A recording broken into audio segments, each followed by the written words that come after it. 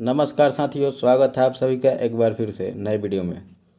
तो साथियों, सभी एएनएम जो किए हुए हैं उन सब के लिए एक गुड न्यूज़ आ चुकी है। उन सब के लिए नया वैकेंसी बिहार सरकार की तरफ से जारी कर दिया गया है।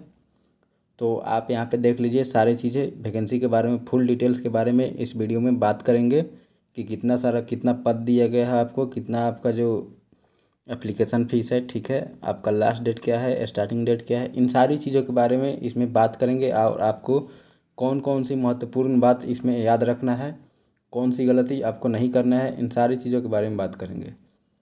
तो चलिए वीडियो की शुरुआत करते हैं। और उससे पहले अगर आप चैनल पर नए हैं तो जल्दी से सब्सक्राइब कर लीजिए, ताकि जो भी अपडेट है वो आपके पास तुरंत पहुँच जाए।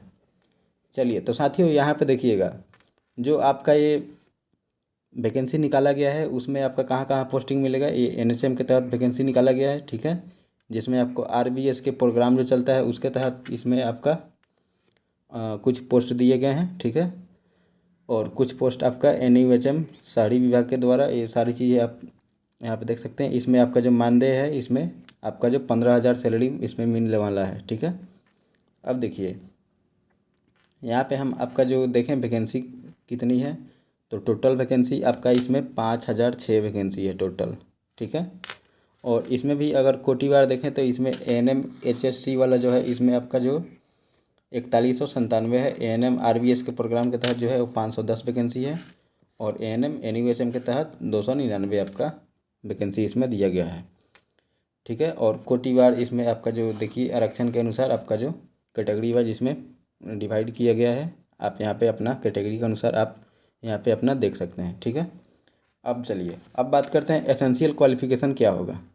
तो एसेंशियल क्वालिफ़िकेशन में आपका यहाँ पे देख सकते हैं, आपका जो 2 साल का डिप्लोमा कोर्स होता है, ठीक है, वो आपका इसमें ज़रूरी है। और प्लस में आपका जो रजिस्ट्रेशन है वो बिहार से होना चाहिए, ठीक है। और आगे बात करेंगे, इसमें मैं आपको दिखाऊंगा कि इसमें बिहार का रजिस्ट्रेशन आपका जो ज्वाइनिंग के टाइम पर लगेगा या फिर फॉर्म भरते टाइम, ये सारी चीज़ें मैं अभी आगे आपको क्लियर कर दूंगा, ठीक है। अब चलिए, अब आगे बात करते हैं कुछ और इम्पोर्टेंस टॉपिक में, यानी इम्पोर्टेंस इसमें जो खास है आपके लिए वो मैं आपको बता देता हूँ। अब इसमें देखिए, एज कट ऑफ जो आपका रखा गया है वो आपका एज कट ऑफ रखा गया है 1/8/2025, ठीक है। यानी 1/8/2025 तक आपका जो न्यूनतम आयु है 21 वर्ष हो जाना चाहिए। चलिए, अब इसमें बात करते हैं आपका जो आरक्षण मिला है, उम्र उम्र में जो आरक्षण मिलता है, ठीक है, वो आपको ईडब्ल्यूएस महिला के लिए 40 वर्ष है। और पिछड़ा वर्ग या अत्यंत पिछड़ा वर्ग 40 वर्ष, अनुसूचित जाति और अनुसूचित जनजाति, ठीक है, उनके लिए 42 वर्ष, ठीक है, ये हो गया। अब चलिए, और कुछ महत्वपूर्ण इसमें मैं आपको बता देता हूँ जो आपके लिए ज़रूरी है। इसके आगे अच्छा, यहाँ पे देख लीजिएगा, आप यहाँ पे फॉर्म आपको कहाँ भरना है जाकर, तो आपका साइट दिया गया है SHS बिहार गवर्नमेंट, ठीक है। इसमें आपका जो है इस पे आपका SS बिहार राज्य सेवा समिति के साइट पर जाके आप अपना फॉर्म वहाँ पे डाल सकते हैं।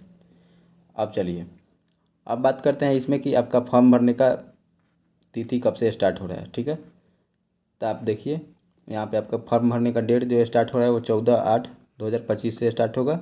और लास्ट डेट आपका जो है 28/8/2025, यानी कि सिर्फ आपको 14 दिन का समय मिल रहा है। 14 दिन में ही आपको अपना जो फॉर्म भरना है आप भर सकते हैं, ठीक है।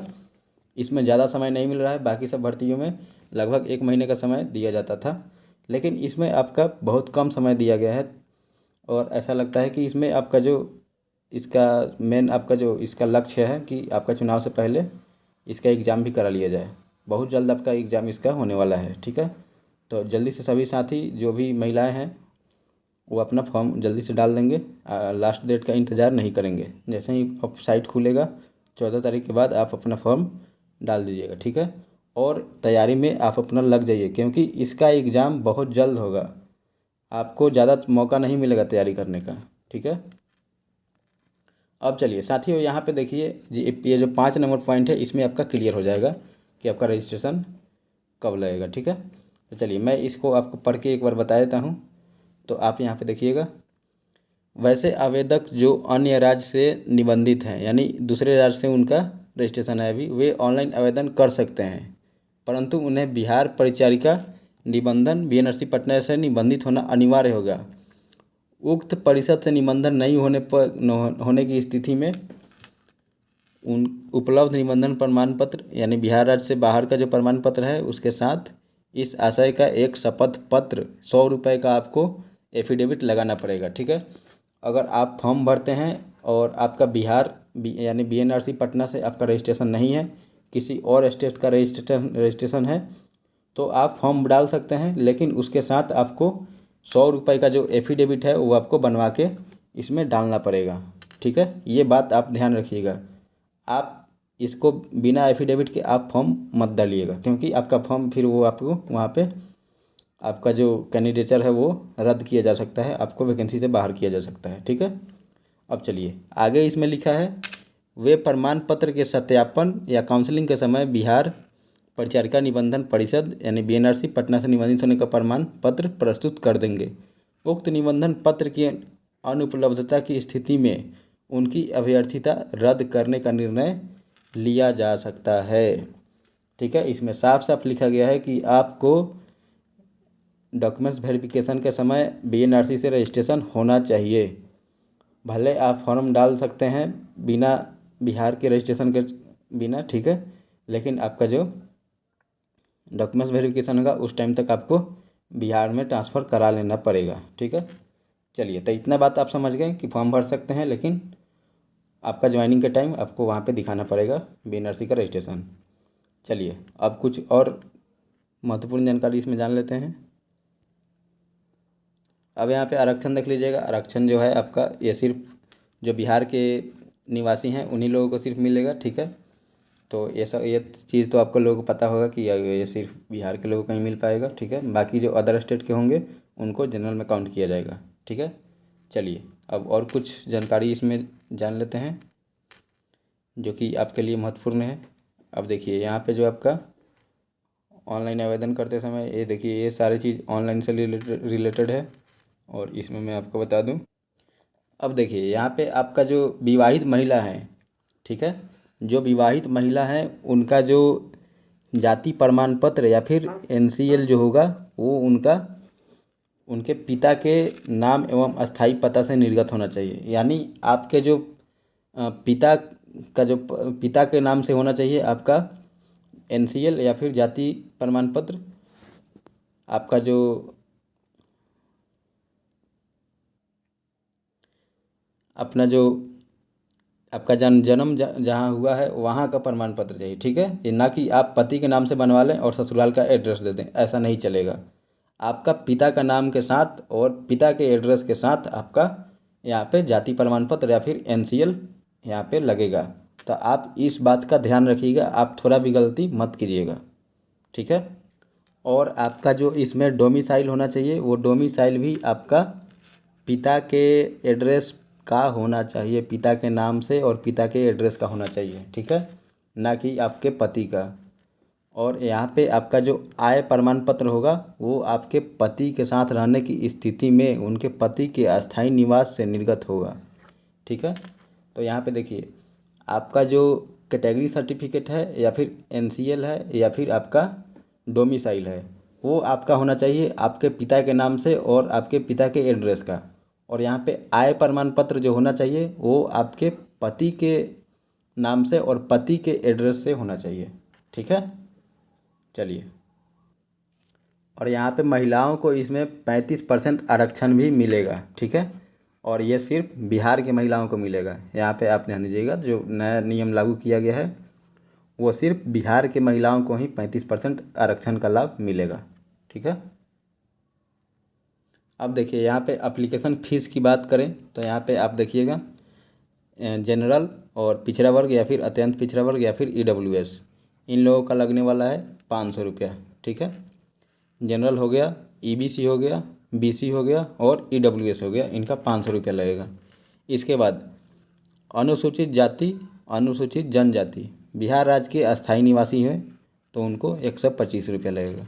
ठीक है, यानी एससी एसटी का 125 रुपये, और आरक्षित अनारक्षित वर्ग की महिला उम्मीदवार बिहार राज्य के अस्थायी निवासी उनको 125 रुपये लगेगा। राज्य के बाहर के उम्मीदवार वे चाहे किसी वर्ग के हों उनको 500 रुपया लगेगा। ठीक है, और दिव्यांग लोगों के लिए भी 125 रुपये लगेगा। ठीक है। अच्छा, अब यहाँ पे देखिएगा आपका जो यहाँ एग्ज़ाम होने वाला है वो कितने नंबर का होने वाला है। तो आपका जो सिलेक्शन होने वाला है वो आपका इसमें एग्ज़ाम होगा, सीबीटी एग्ज़ाम होगा, जो कि 80 नंबर का एग्ज़ाम होगा। ठीक है। अब देखिए 80 नंबर का एग्ज़ाम होगा और इसमें आपका सीबीटी में जो एग्ज़ाम होगा आपका सेम यहाँ पे जितना नंबर आएगा उसमें आपको 0.8 से गुना कर दिया जाएगा। ठीक है।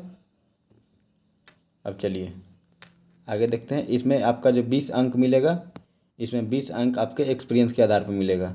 जो कोरोना के टाइम पे जिनको एएनएम के पद पे रखा गया था, ठीक है, उनको यहाँ पे 5 अंक मिलेगा प्रति वर्ष के लिए। 4 साल अधिकतम मिल सकता है, 4 साल के लिए, यानी अधिकतम 20 नंबर मिलेगा। हर साल का 5-5 नंबर 4 साल तक। ठीक है। अब चलिए आगे चलते हैं। इसमें देखिए आपका निगेटिव मार्किंग यहाँ पे नहीं है। ठीक है। कुल 60 अंकों का एग्ज़ाम होगा, यानी 60 इसमें प्रश्न होंगे, 60 नंबर के होंगे, और इसमें कोई निगेटिव मार्किंग यहाँ पे आपका नहीं रहने वाला है। और इसमें 2 घंटा का समय आपको दिया जाएगा। ठीक है। और देखिए यहाँ पे आपका सीबीटी एग्ज़ाम में जितने भी विद्यार्थी सफल होंगे उनका अधिकतम 1:2.5 के अनुपात में यहाँ डीवी यानी डॉक्यूमेंट्स वेरिफिकेशन कराने के लिए बुलाया जाएगा। ठीक है। 1:2.5। ठीक है। चलिए अब देखिए यहाँ पे आपका जो मिनिमम क्वालिफाइंग मार्क्स है वहाँ पे एक बार देख लेते हैं। ठीक है। देखिए जनरल के लिए तो 40% है क्वालिफाइंग मार्क्स, यहाँ पे परसेंट है, आप ध्यान दीजिएगा परसेंट है। ठीक है। तो 40% लाना है जनरल वालों के लिए, और पिछड़ा वर्ग के लिए यानी बीसी के लिए लाना है 36.5%। ठीक है। यानी 36.5% आपको यहाँ पे बीसी के लिए लाना है, और ईबीसी के लिए लाना है 34%। ठीक है।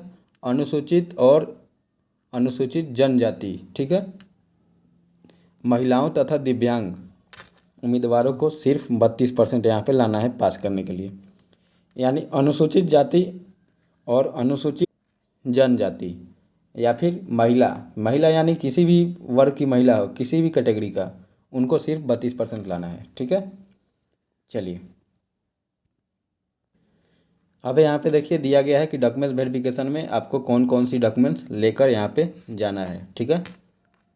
तो डॉक्यूमेंट्स वेरिफिकेशन के लिए आपका डॉक्यूमेंट जो रिक्वायरमेंट है वो यहाँ पे दिया गया है, आप यहाँ पे देख सकते हैं। ठीक है। तो ये चीज़ के बारे में हम लोग बाद में बात करेंगे, पहले एग्ज़ाम हो जाए उसके बाद डॉक्यूमेंट वेरिफिकेशन में क्या क्या लगेगा, क्या क्या नहीं लगेगा, इन सारी चीज़ों के बारे में हम बाद में बात करेंगे, आपको बताएंगे नए वीडियो बनाकर। ठीक है। सारे डिटेल्स में बताएंगे। तब तक के लिए आप यहाँ अभी फॉर्म डालिए, फॉर्म भरिए। ठीक है। उसके बाद आप एग्ज़ाम दीजिए, सीबीटी में अच्छे से एग्ज़ाम दीजिए, तैयारी में लग जाइए आप, क्योंकि इसका एग्ज़ाम भी बहुत जल्द होगा। इसमें कोई भी देरी नहीं होगी, कोई भी डिले नहीं होगा, क्योंकि यहाँ पे आपको चुनाव से पहले कराने का यहाँ पे पूरा पूरा कोशिश है। ठीक है। तो चलिए मिलते हैं नए वीडियो में नए इन्फॉर्मेशन के साथ। तब तक के लिए धन्यवाद, और चैनल को सब्सक्राइब ज़रूर करके रखिएगा, और व्हाट्सअप ग्रुप से ज़रूर जुड़िएगा। वहाँ पे आपको सारे वैकेंसी का अपडेट दिया जाता है, वहाँ पे पीडीएफ मिलता है, और हर चीज़ आपको वहाँ पे अवेलेबल कराया जाता है, रिजल्ट से लेकर पीडीएफ से लेकर स्टडी मटेरियल से लेकर सारे चीज़ वहाँ पे आपको देखने को मिलता है। तो आप व्हाट्सएप ग्रुप से ज़रूर जुड़िएगा। ठीक है।